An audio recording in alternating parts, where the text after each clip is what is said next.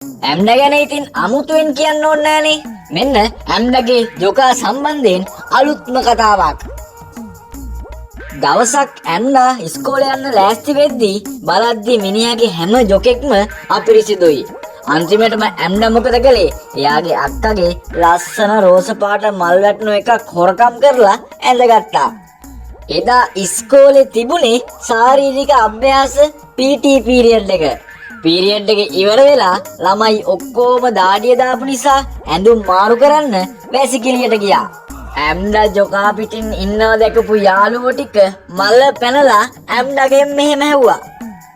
මොකද බං මේ උඹ අක්කගේ එකක් දාලා ඇඳන් ආවේ?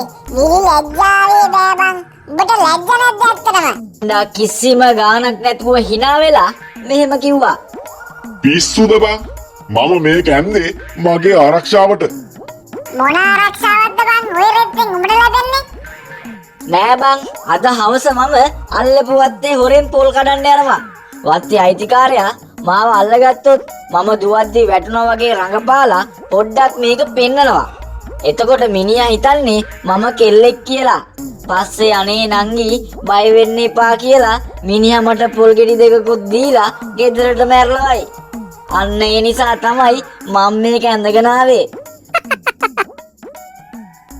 අද ඇම්ඩාගේ වැඩේ ගැන ඔයාලා මොකද හිතන්නේ? පහලින් කමෙන්ට් එකක් දාලා යන්න අමතක කරන්න එපා. මේ වගේ ආතල් කතා දිගටම අහන්න Logic ඇම්ඩා YouTube channel එක subscribe කරලා තියාගන්න. ඉතින් මම ගිහින් එන්නම්. තවත් දවසක තවත් කතාවකින් හමු වෙමු.